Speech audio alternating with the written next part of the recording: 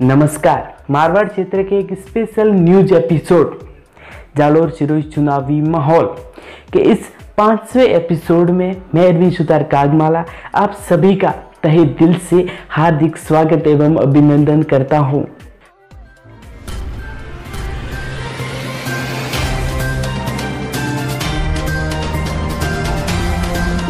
दोस्तों, इस एपिसोड की शुरुआत करने से पहले आपको बता दूं कि अगर आप हमारे इस YouTube चैनल पर पहली बार पधारे हो तो आपसे निवेदन करना चाहूँगा कि तुरंत ही इस YouTube चैनल को सब्सक्राइब कर देना।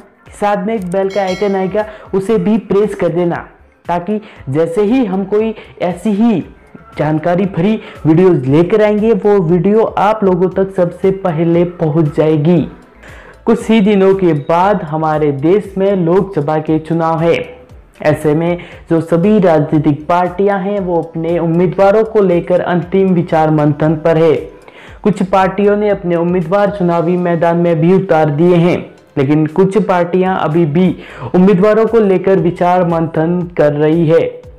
लोकसभा चुनाव होने के कारण यह तो आम बात है कि पूरे देश में एक अलग ही हलचल होगी, और इसी हलचल के बीच जो हमारे देश के नेता हैं या यूं कह दो कि कुछ कार्यकर्ता हैं, पार्टी कार्यकर्ता, वो एक कार्यक्रम चला रहे हैं जिसका नाम है पार्टी फेरबदल कार्यक्रम। जी हाँ, पार्टी फेरबदल कार्यक्रम, एक पार्टी को छोड़ करके दूसरी पार्टी ज्वाइन करना। इसी मामले में आए दिन खबर सुनने को मिलती है कि इन महोदय ने इस पार्टी को छोड़ करके यह पार्टी ज्वाइन की। आए दिन हर रोज कोई ना कोई पार्टी छोड़ रहा है, कोई ना कोई पार्टी ज्वाइन कर रहा है। खैर, चुनाव नजदीक है तो यह तो होना एक आम बात है। इसके साथ ही पूरे देश में अच्छी खासी बयानबाजी भी हो रही है, कई लोगों को जुमले दिखाने की भी कोशिश की जा रही है।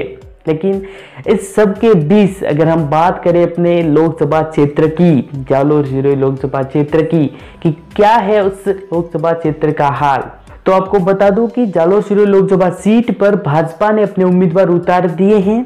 कांग्रेस ने अभी तक कोई पुख्ता जानकारी नहीं दी है कि कौन होगा जालोर सिरोही लोकसभा क्षेत्र का अगला कांग्रेस का उम्मीदवार।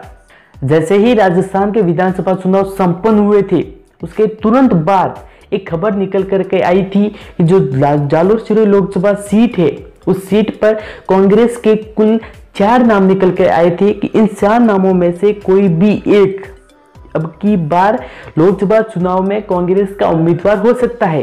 तो सबसे पहले आपको बता दें कि इस लोकसभा सीट से कांग्रेस के कौन कौन से नाम उस समय निकल करके सामने आ रहे थे। सबसे पहले नाम था रतन देवासी का, और उसके बाद नाम था अर्जुन सिंह देवड़ा का, उसके बाद नाम था डॉक्टर समरजीत सिंह का, और उसके बाद नाम लिया जा रहा था वैभव गहलोत का।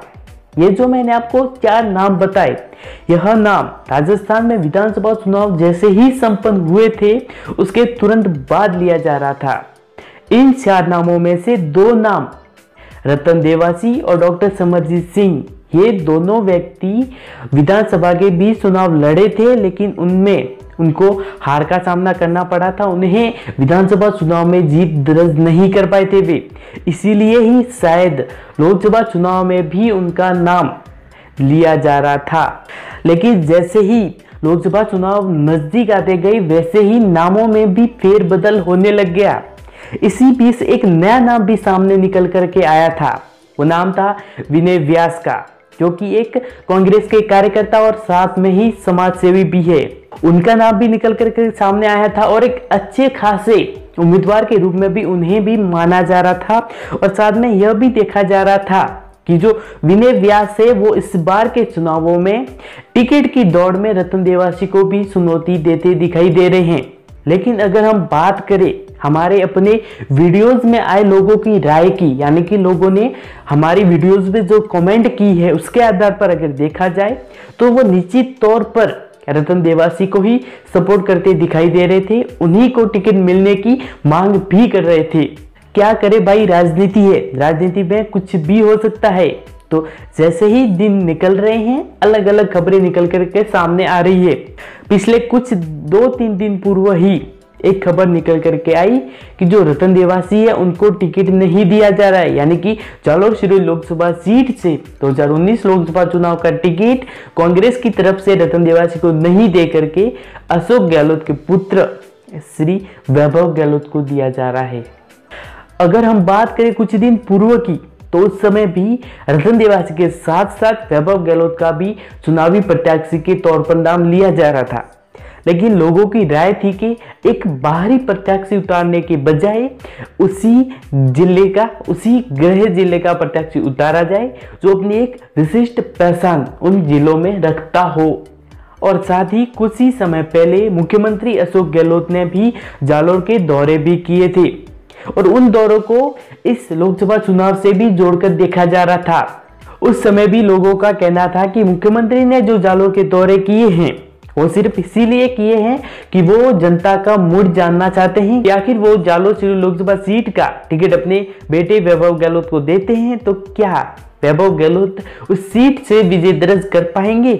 और उन्हीं दौरों में रतन देवासी का भी यही कहना था कि हमें किसी प्रत्याशी को नहीं जिताना है, हमें किसी एक व्यक्ति को नहीं जिताना है, बल्कि हमें पार्टी को जिताना है।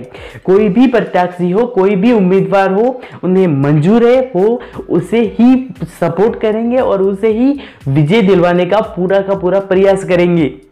लेकिन उसके बाद भी जो पुख्ता यानी कि कह सकते हैं कि किसे टिकट मिलेगा तो वो नाम रतन देवासी ही था।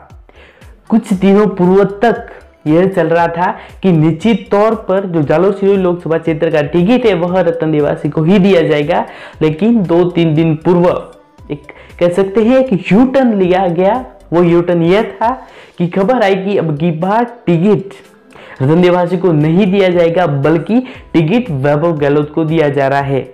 खैर, हम किसी भी जानकारी को प्रमाणित नहीं करते, हम ये नहीं कहते कि वो जानकारी एकदम सही है, लेकिन अगर वैभव गहलोत को टिकट दिया जाता है तो कहीं ना कहीं जो एक बाहरी प्रत्याशी है उसका तो थप्पा उन पर लगेगा ही लगेगा और हो सकता है बाहरी प्रत्याशी होने के कारण उन्हें इस सीट को हाथ से गंवाना भी पड़े।